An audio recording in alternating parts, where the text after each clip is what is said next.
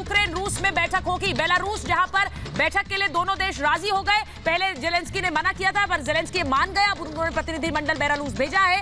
आज भारत के समय अनुसार 2:30 बजे बेलारूस में बैठक होनी है। रूस और यूक्रेन के प्रतिनिधिमंडल बेलारूस पहुंचेंगे और वहां पर यह शांति बहाली को लेकर बैठक होगी। बेशक इस समय की बड़ी जानकारी हम आपसे साझा कर रहे हैं शांति बहाली पर बैठक। और इसी बीच एक बार फिर से हम रुख कर लेते हैं जीडी बख्शी सर का। बख्शी सर, इस बैठक से हम क्या उम्मीद करें? सीधा सवाल। माफ कीजिए, मेरी सैनिक दृष्टिकोण से बहुत कम, लेकिन फिर भी जो भी शांति के लिए प्रयास हो रहे हैं बहुत अच्छे हैं। पूरी दुनिया चाहती है, भारत चाहता है कि ये युद्ध जल्द से जल्द खत्म हो, नहीं तो पूरी दुनिया को नुकसान हो रहा है। ऑयल की प्राइसेस $100 अ बैरल तक चढ़ गई है, ठीक है। और जो आपकी इकोनॉमिक रिकवरी कोविड के बाद हो रही थी, उसमें भारी धक्का लगा है। हमारा जीडीपी जो 8% पे जाना था, अगर वो युद्ध जल्दी खत्म हो जाता है तो बरकरार रहेगा। अगर ये युद्ध कुछ महीनों चलता है, जो कि नेटो और अमेरिका चाहते हैं, तो 8% से गिरकर 5% पे आ जाएगा। और अगर पूरा साल चलता है, जो कि नेटो और अमेरिका चाहते हैं, तो साहब इकोनॉमिक जो बर्बादी का मंजर पूरी दुनिया के लिए है। ये बहुत सेल्फिश है कि वो थोड़ा सा मीडिया बाइट्स के लिए यूक्रेन के लोगों को मरवा दें, दुनिया की इकोनॉमी को तबाह कर दें। ये बहुत मॉरली, नैतिक तौर पे बहुत बहुत बहुत गलत है।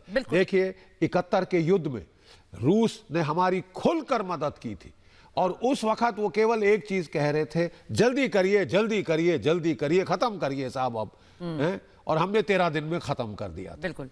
तो इनको भी 10 दिन, 7 दिन, 10 दिन से बख्शी सर, आप तो खुद 71 की लड़ाई लड़े थे, और इसीलिए आप बार बार वो बात याद दिलाते हैं कि रूस कैसे हमारे साथ खड़ा रहा। बड़ी बात यह है कि एक तरफ ये जंग जारी है, दूसरी तरफ बेलारूस में बातचीत भी हो रही है, लेकिन उस बीच रूस ने किस तरह से परमाणु बम को अलर्ट कर कर एक बड़ा खतरा एक तरह से दुनिया के सामने रख दिया है। बिल्कुल साहब, देखिए ये तो क्यूबन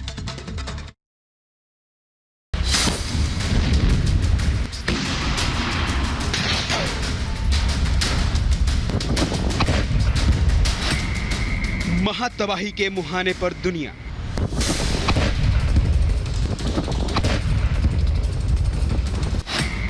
परमाणु युद्ध का काउंटडाउन। तन गए परमाणु हथियार।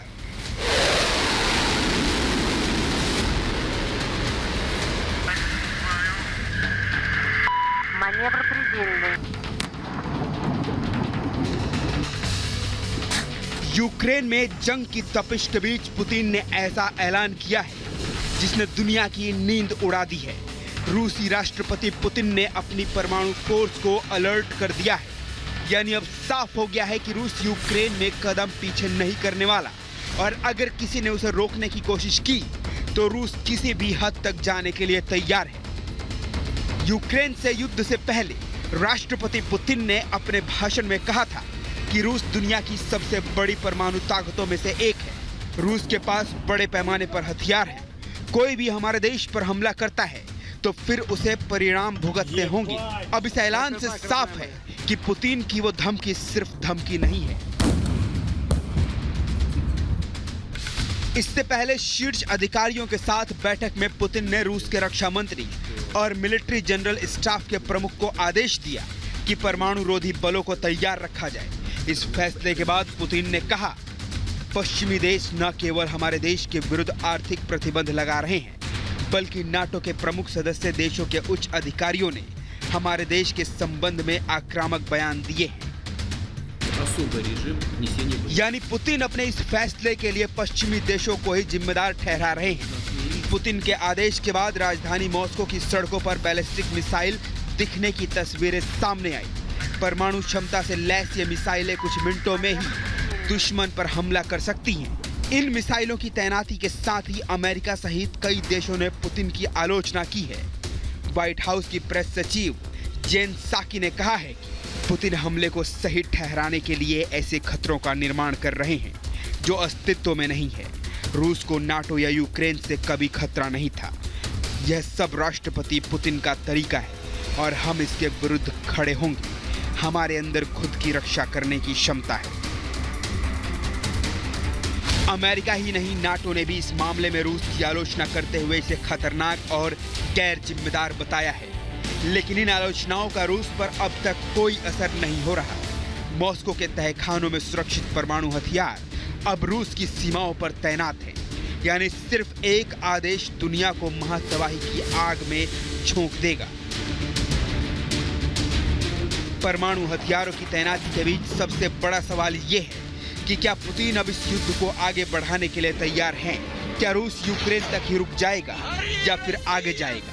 यूक्रेन संकट पर आने वाले कुछ दिन बेहद ही अहम होंगे। रूस अपनी मांगों के लिए किसी हद तक जाने को तैयार है। ऐसे में देखना यह है कि पश्चिमी देश अब क्या रुख अपनाते हैं। Bureau report, Republic Bharat.